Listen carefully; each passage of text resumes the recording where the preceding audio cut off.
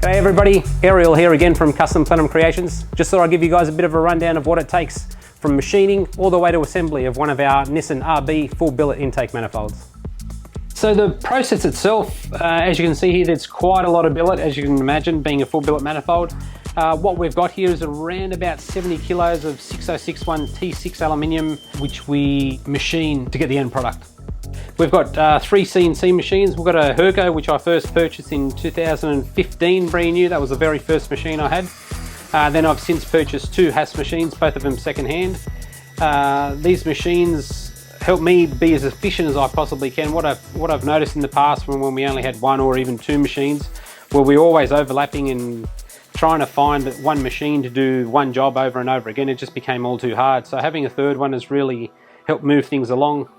You can see here that the machines pretty much get, each machine looks after a certain step or process of the manifold itself. So that way I try to dedicate one machine to one particular part. And then from there it just makes everything a lot more efficient.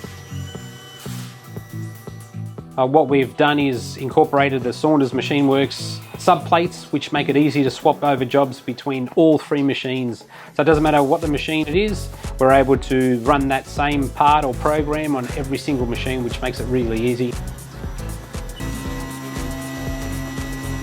Once everything has been machined, it doesn't actually leave the shop floor, the machining shop floor downstairs, until I'm completely happy with it and it's ready for assembly or either packaging to go out to the anodizers. From that moment in time, we get ready to that moves over to assembly stage. The assembly stage is most probably one of the most satisfying parts of it all. After all these years of designing and programming and then machining, at the end of the day, you get to put together a finished product, which if it's not to my standard, I simply don't send it out the door. There's plenty of thrown out parts that are in the bin. These things happen, but at the end of the day, it's that whole no compromise, which I always go on about. We simply want a product that goes out and is as best as I possibly can with what I've got.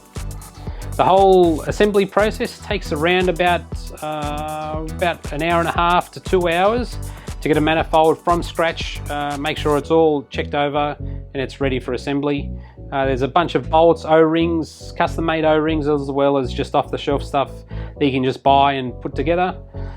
From there, the manifolds are pretty much checked over again, cleaned, and prior to going out to the customer, they always get photographed to log, not only for me, but for the customer as well.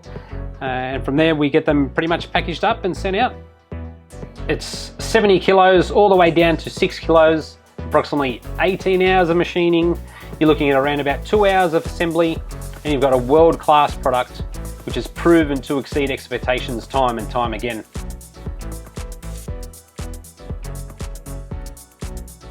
Alright guys, that's a wrap. Hope you guys enjoyed seeing what it takes to put together one of our Nissan RB billet intake manifolds. If there's anything else you want to see, please comment below, and I'll see you in the next one.